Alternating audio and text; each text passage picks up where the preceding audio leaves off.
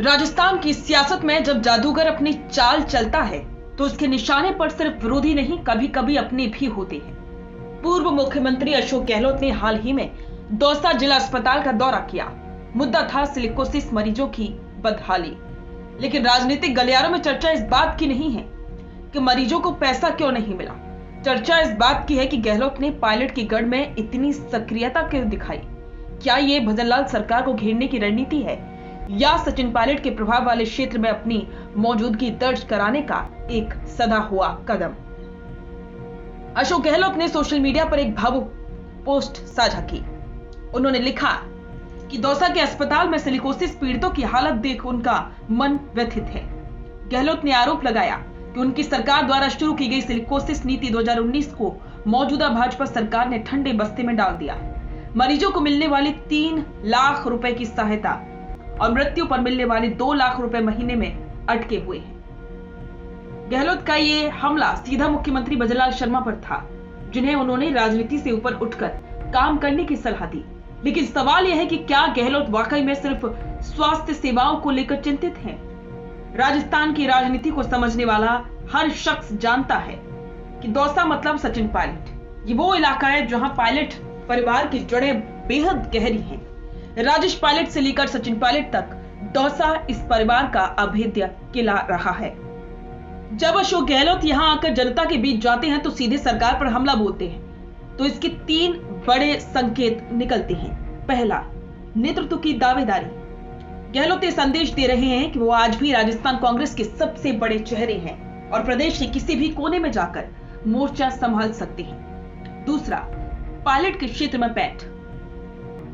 दौसा में सक्रिय होकर गहलोत ये जताना चाहते हैं कि वो केवल जोधपुर या जयपुर तक सीमित नहीं है। और तीसरा, वैक्यूम को भरना। क्या गहलोत को लगता है कि विपक्ष के तौर पर पायलट की गढ़ में कोई कमी रह गई है जिसे वो खुद पूरा करना चाहते हैं? सिलिकोसिस राजस्थान की एक कड़वी सच्चाई। खदानों में काम करने वाले हजारों मजदूर पत्थर की मौत मर रही हैं।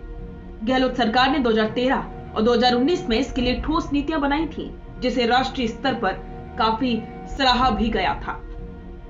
आज जब गहलोत कहते हैं कि दवाओं और ऑक्सीजन के लिए मरीज तड़प रहे हैं, तो वे सीधे तौर पर भाजपा की डबल इंजन सरकार की संवेदनशीलता पर प्रहार कर रही हैं। दौसा जिला अस्पताल की बदहाली को मुद्दा बनाकर उन्होंने ये साबित करने की कोशिश की है कि मौजूदा सरकार जन कल्याणकारी योजनाओं को लागू करने में विफल रही है। भाजपा के लिए स्थिति असहज करने वाली है। मुख्यमंत्री भजनलाल शर्मा लगातार पिछली सरकार के वित्तीय कुप्रबंधन पर सवाल उठाते रहे हैं, लेकिन जब गहलोत सीधे अस्पताल के बेड तक पहुंच जाते हैं तो सरकार को रक्षात्मक रुख अपनाना पड़ता है। मरीजों की अटकी हुई सहायता राशि का मुद्दा सीधे आम आदमी के वोट बैंक से जुड़ा है।